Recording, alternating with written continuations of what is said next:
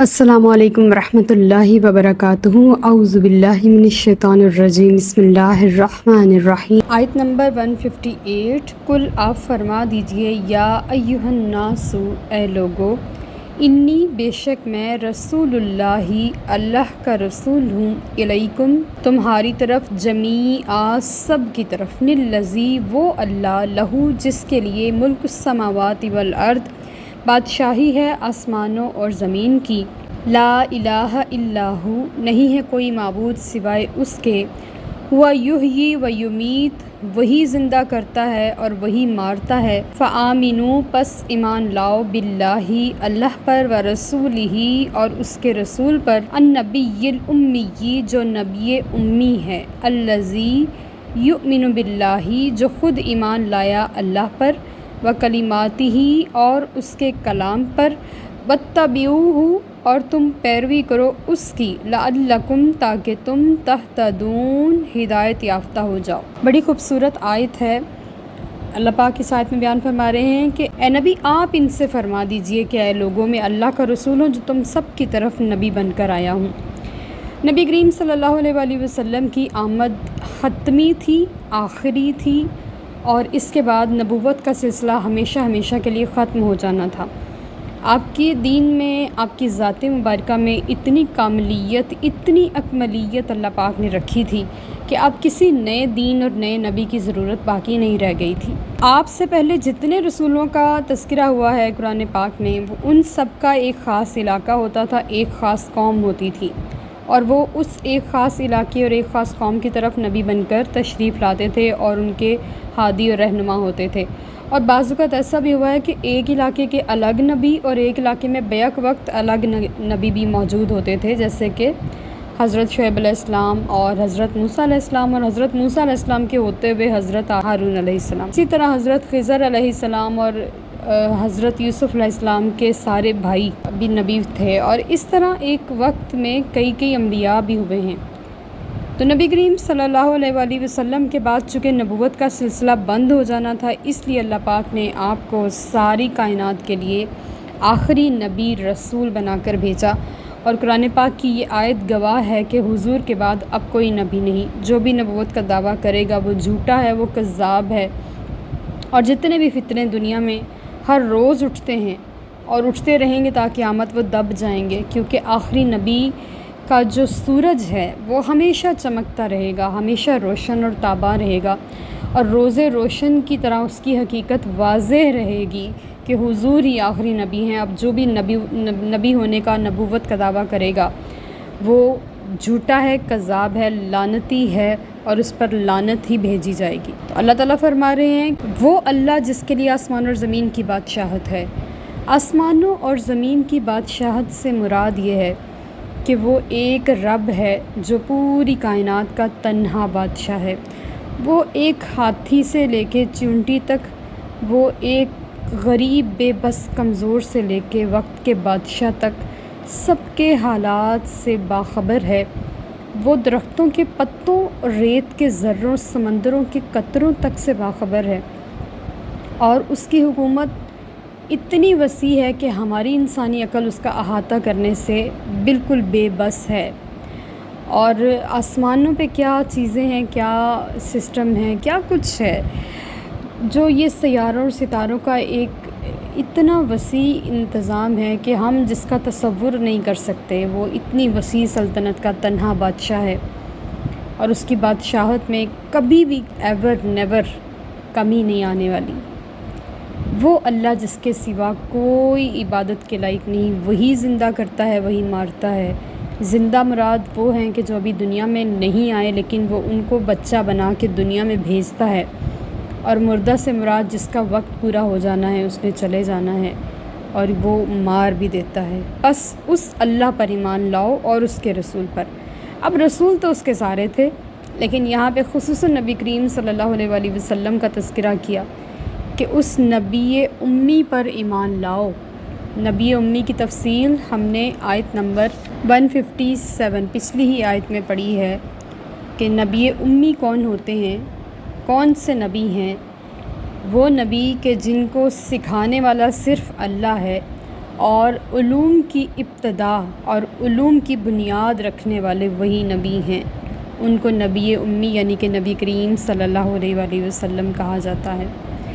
اور پہلے وہ خود اللہ پر ایمان لائے اور اس کے کلام یعنی کہ قرآن پاک پر، اور تم ان کی پیروی کرو تاکہ تم ہدایت یافتہ ہو جاؤ۔ اب ظاہر ہے جب نبی کریم صلی اللہ علیہ وآلہ وسلم نے جو سنتیں ہمیں کر کے دکھائی ہیں، ہم ان کی پیروی کریں گے تو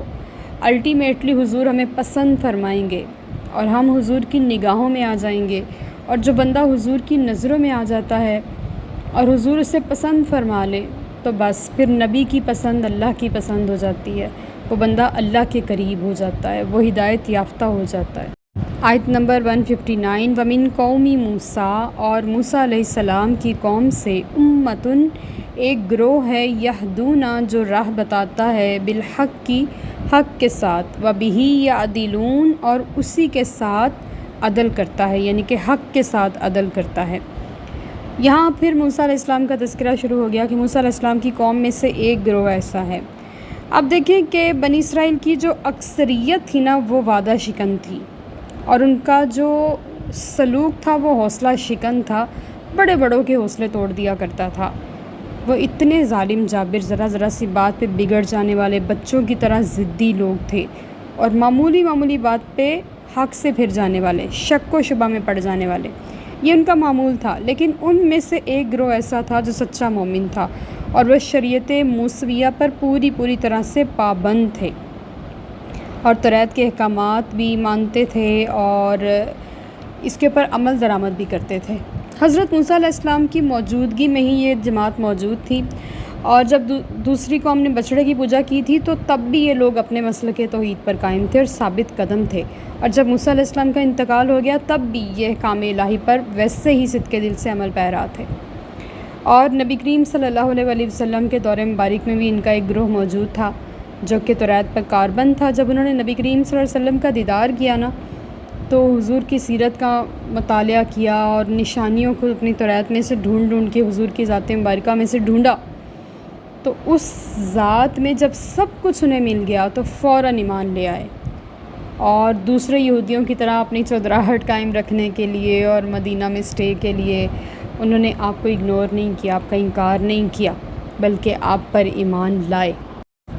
آیت نمبر 160 وَقَطَّعْنَاهُمْ اور ہم نے انہیں بانٹ دیا، مُثْنَتَیْ عَشْرَةَ 12 قبیلوں میں، اسباطً امماً جو الگ الگ قومیں تھیں،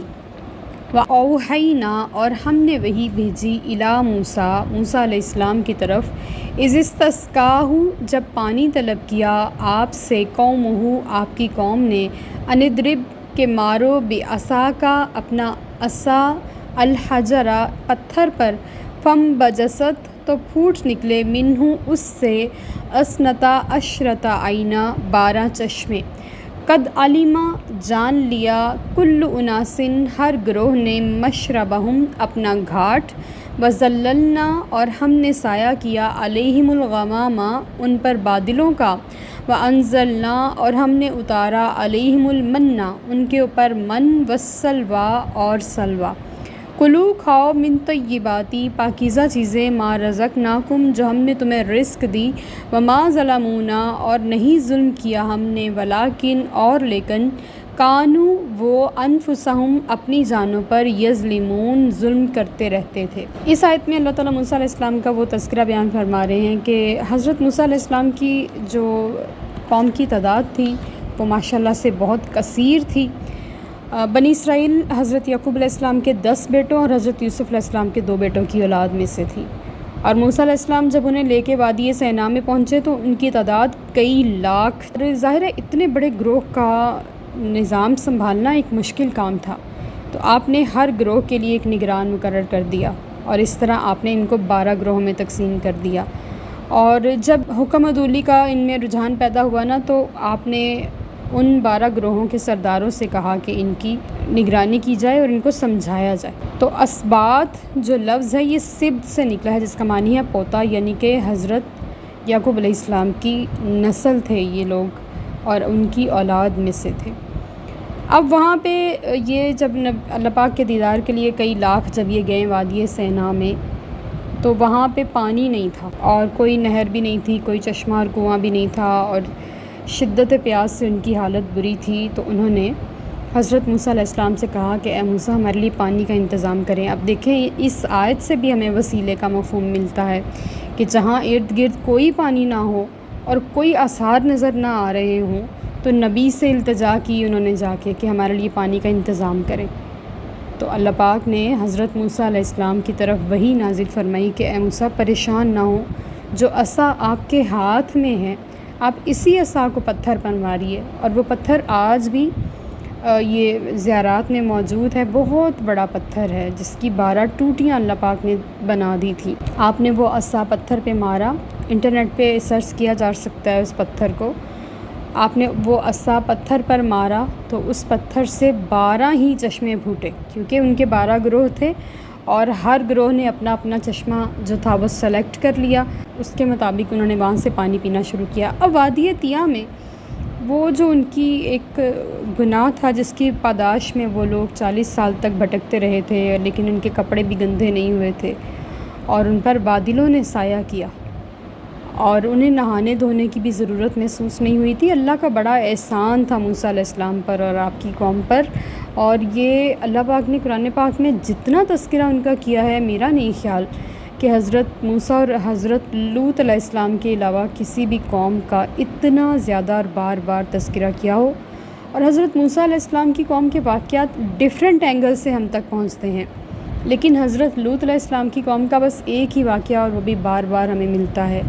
تو موسیٰ علیہ السلام سے اللہ پاک کی محبت کلیم ہونے کی ناطے سے ہمیں بار بار قرآن پاک میں دکھائی دیتی ہے کہ اللہ پاک نے ان پر بادلوں کا سایہ کیا، اور جب انہیں بھوک لگی تو ان کے لیے من و سلوہ اتارا، اور یہ بالکل فرسٹ ٹائم ہوا تھا کہ آسمان سے من و سلوہ اتارا جاتا۔ من جو تھا وہ شہد کی قسم کا ایک حلوہ تھا، اور سلوہ جو تھا وہ بنی ہوئی بٹیریں تھیں، اور یہ سورہ بقرہ کا جو ہے آیت نمبر 57، 58، 59 کو آپ سرچ کر سکتے ہیں، اس میں ساری ڈیٹیل کے ساتھ ہم نے اس واقعے کا تذکرہ پڑھا ہے۔ تو اللہ پاک نے ان سے کہا ہے کہ لوگ کھاؤ پاکیزہ چیزیں جو ہم نے تمہیں رزق دی، اور ہم نے ظلم نہیں کیا، اور وہ خود اپنی جانوں پر ظلم کرتے تھے۔ اپنی جان پہ ظلم کرنا اب تک تو یاد ہو گیا ہوگا، خود کو گناہوں میں ڈال کے ہلاکت میں ڈالنا اور اپنے آپ کو دوزخ کا مستحق بنانا۔ ربنا لا تجعلنا منہم۔ آیت نمبر 161، وَإِذْ قِيلَ لَهُمْ، اور جب کہا گیا انہیں مسکنو آباد ہو جاؤ حاذِهِ الْقَرْيَةَ، اس بستی میں، اس شہر میں، وَكُلُوا اور کھاؤ، منہا اس سے، حیث شئتم جہاں سے چاہو، وَقُولُوا اور کہو، حِطَّةٌ ہمیں بخش دے، وَادْخُلُوا اور داخل ہو جاؤ، الباب دروازے سے، سجداً سجدہ کرتے ہوئے، نغفر لکم ہم بخش دیں گے، خطیئاتکم تمہاری خطائیں، سنزید المحسنین ہم زیادہ اجر دیتے ہیں احسان کرنے والوں کو۔ بیت المقدس جو ان کا شہر تھا، 40 سال گزرنے کے بعد اللہ پاک نے ان کو راستہ دکھایا اور وہ بیت المقدس میں داخل ہو گئے۔ اب جب وہ داخل ہونے لگے تو انہیں کہا گیا کہ یہ تمہارا شہر ہے جس کی تلاش میں تم نے اتنے سال لگائے ہیں، تو اس میں انٹر ہونے سے پہلے سجدہ کرو، کہو کہ ہمیں بخش دے۔ حتہ کا جو لفظ ہے یہ عبرانی زبان میں اس کا مطلب ہے بخش دے، لیکن انہوں نے اس کے درمیان نون لگا دیا۔ سورہ بقرہ میں ہم نے اس کی پوری ڈیٹیل پڑھی ہے، آپ دوبارہ سے وہاں جا کے سرچ کر سکتے ہیں۔ ہنتتن کہا، ہنتتن کا مطلب ہوتا ہے گندم، ہمیں گندم دیجیے۔ ان کا لفظ تھا ہتتن، ان کو جو آرڈر تھا انہوں نے اس کو چینج کر دیا اور دروازے پر سجدہ بھی نہیں کیا، بلکہ اس انداز سے سجدہ کیا کہ ایک نظر وہ اوپر کی جانب دیکھ رہے تھے اور ایک نظر وہ سجدے کی طرف تھے۔ اور وہ جو 40 سال کے بھٹکنے کا جو گناہ جس وجہ سے ان کو یہ سزا ملی تھی، یہ اس کا بدلہ تھا کہ اگر اتنا سا عمل کر دیتے تو اللہ تعالیٰ زیادہ اجر دیتا ہے احسان کرنے والوں کو، لیکن ان کی ہٹ دھرمی ہم اگلی آیت میں پڑھتے ہیں۔ آیت نمبر 162، فبدل الذین، تو بدل ڈالی ان لوگوں نے، ظلموا جنہوں نے ظلم کیا، منہم ان سے، قولاً بات، غیر الذی برعکس اس کے، الذی جو کہ قیل لہم کہی گئی انہیں، فارسلنا پس ہم نے بھیج دیا، علیہم ان پر، رجزم من السماء آسمان سے عذاب، बिमा कानू यज़लिमून, इस वजह से कि वो जुल्म किया करते थे। अब जब उन्होंने बदल डाला हित्ततुन को हिंततुन कर दिया और सजदे की बजाय उन्होंने अपने हाथ के ऊपर अपना सर रखा और इधर उधर देखने लग गए, तो उन्होंने बिल्कुल उस बात को बदल डाला जो उनके नबी ने उनसे कही थी और अल्लाह पाक ने आसमान से भेजी थी। तो अल्लाह ने उन पर आसमान से अज़ाब नाजिल फरमा दिया। इतने सदियों के बाद अपने वतन में दाखिल हो रहे थे, बैतुल मुक़द्दस में जा रहे थे। फ़िरौन ने 500 साल उन्हें अपना ग़ुलाम बना रखा था और उनके ऊपर जुल्म और सितम रवा था। मूसा अलैहिस्सलाम उनको उनके घर तक छोड़ने गए थे और उनके साथ वादी तिया में 40 साल तक भटकते रहे थे। इतना सा भी ना कर सके कि वो जो 2 काम उनसे कहे गए थे वो कर लेते, लेकिन अल्लाह पाक फरमा रहे हैं कि वो अपनी जानों पर जुल्म करने वाले थे, अपने आप को हलाकत में डालने वाले थे और उन्होंने अपने आप को हलाकत में डाला। इस वाक़े से जो हमारे लिए चीज़ें निकलती हैं, जो असबाक निकलते हैं, उनमें से एक ये भी है कि वो नाशुक्रे थे। अब जब उन्हें शुक्र का मौका मिलना था उन्होंने उसकी नाशुक्री की। और हमें क्या करना है, जब हमें अल्लाह पाक कोई अता फ़रमाए तो हमें सबसे पहले सजदा करना है, उसका शुक्र अदा करना है कि मौला तूने हमें इतनी बड़ी इज़्ज़त से निजात बख्श के हमें अता फ़रमाया है, तो इस बात पर हम तेरा शुक्र अदा करते हैं। मूसा अलैहिस्सलाम की कौम की तरह नहीं बनते। अल्लाह पाक हमें इन आयात पर अमल करने की तौफ़ीक़ अता फ़रमाए, आमीन। वमा अलैना इल्लल बलागुल मुबीन। Like, subscribe and share.